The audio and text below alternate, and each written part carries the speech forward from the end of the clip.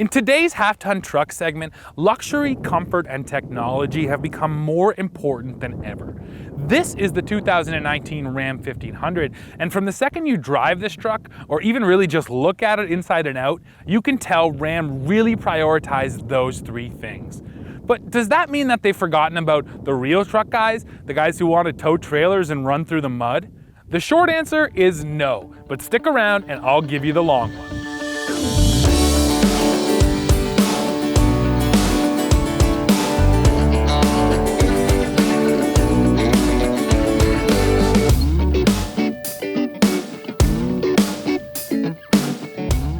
The ride here is buttery smooth and the cab is extremely quiet, and these are both the result of a lot of little things engineers did.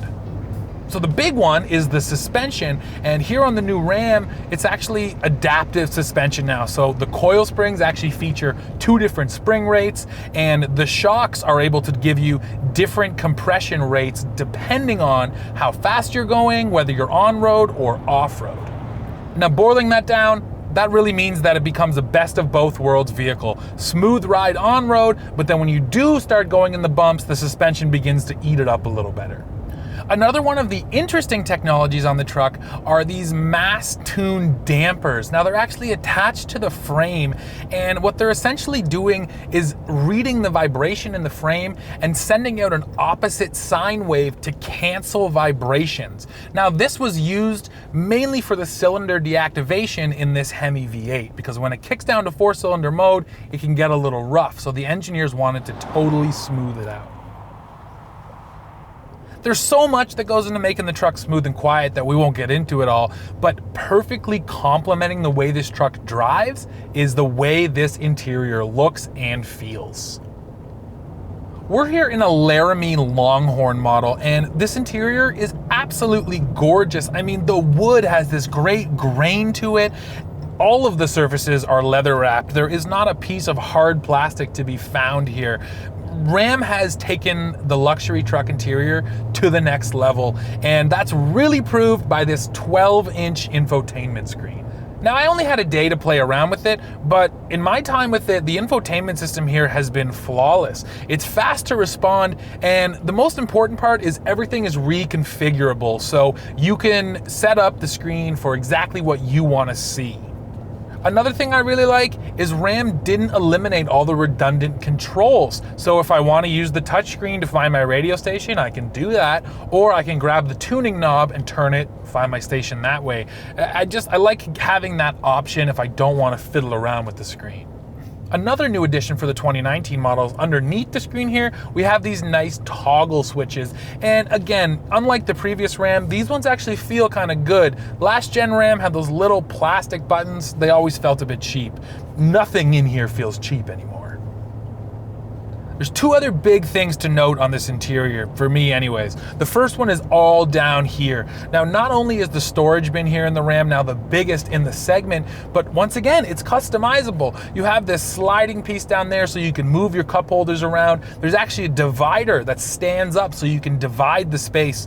You know, giving the customer options, allowing you to choose how you want to set up your storage space, you just can't beat that.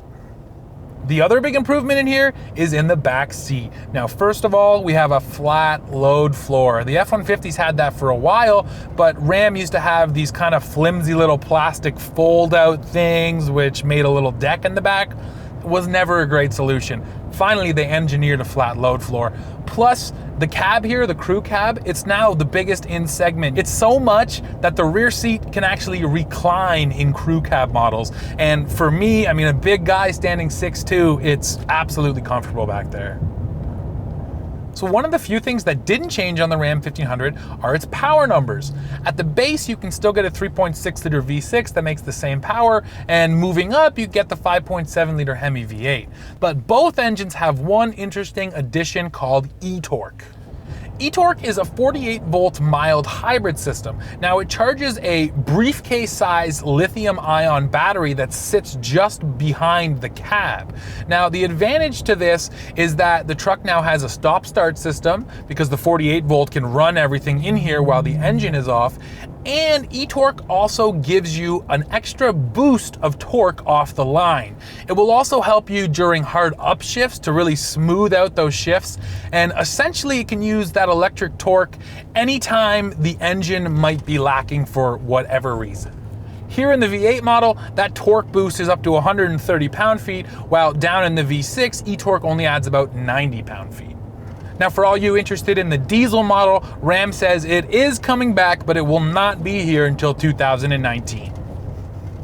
All right, now let's move on to off-roading, and there are two pretty cool packages we have to talk about. The first one is brand new this year. It's called the 4x4 Off-Road Package. It's available on any of the trim levels across the lineup, and what's better than that? It only costs $795. Now, for that money, you're gonna be getting a 1-inch suspension lift, an electronic locking rear differential. Now, that is a true mechanical locker, it's just electronically controlled. You do get different suspension tuning just to soften it up a little bit, and hill descent control. Oh yeah, and you also get skid plates to make sure that all the stuff underneath your truck is protected. And let me tell you, that's a pretty good amount of off-road kit for not a lot of money. Now, Ram's other big off-road model is, of course, the Rebel, and it's also all new for 2019. Now, it gets all that stuff I talked about in the 4x4 off-road package, but it also gets new Bilstein shocks with remote reservoirs. So the Rebel also gets the cooler looks. It gets some neat things on the interior like red bezels, and the tire tread is actually printed right on the seat. Now, the only big difference is the Rebel no longer comes with standard air suspension. So we had the chance to play with the Rebel today out in the Arizona sand, and I think the first thing I really noticed that jumped out at me was how good those new Bilsteins are. Now, combined with the air suspension, they just eat stuff up better than ever before. I mean, the old Rebel didn't take things too far. This new Rebel, you can just hit whoops that much faster and bumps that much harder, and it insulates you fairly well. The other big improvement to the Rebel is the use of those Goodyear Wrangler DuraTrack tires.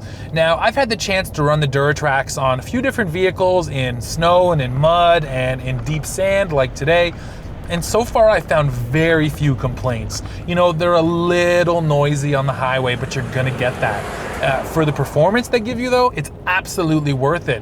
They grip well in every condition I've had them in, and handling on road, there's really no perceivable difference compared to the other tires you get on this Ram. Now, another note on the tires, and something that I know off-roaders are gonna love. You can get a 2-inch lift kit from Mopar for this 2019 Ram. Now, it's dealer installed, it's warranted, and once you put it on your truck, you can install a set of 35-inch tires with no modifications. And I think we all know 35s are basically the basic minimum in real off-roading nowadays, and being able to get that essentially straight out of the dealership is a pretty great thing.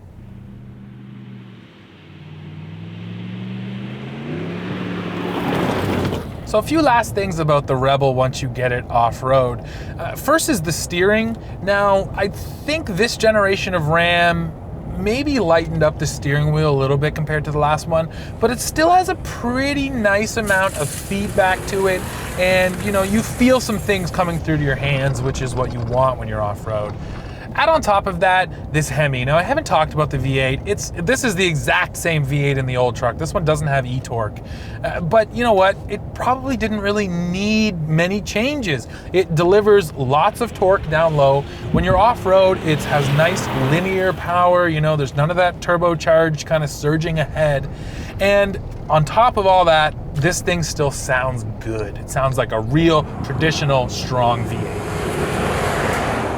So you came here to find out about the off-road parts of this truck, but if you do want to hear more about the technology and a lot of the safety features, and trust me, there's a lot we didn't talk about because there's a lot that went into this new Ram, hit the link at the top of the video, and my colleague Sammy over at autoguide.com will walk you through all of that stuff.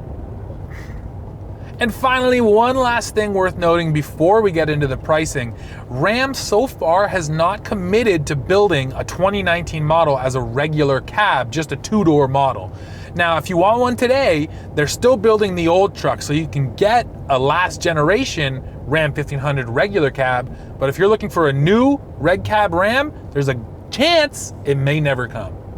Now at the base, you'll pay $31,695 for a quad cab tradesman 4x2 model. And then on the flip side, all the way up at the top, if you want a crew cab limited model, you're gonna pay about $57,690. Now for my off-road crew, if you want a Rebel in the quad cab with four-wheel drive, you're gonna pay $44,695, while bumping up to a Rebel crew cab with four-wheel drive will cost you $47,495. So after spending a day with this truck, there's no doubt in my mind that when you look at the interior and the ride and handling, Ram is now the most luxurious truck in the half-ton segment. Now add on to that all those new off-road goodies, which are available at a relatively affordable price, and that's a win-win in my book.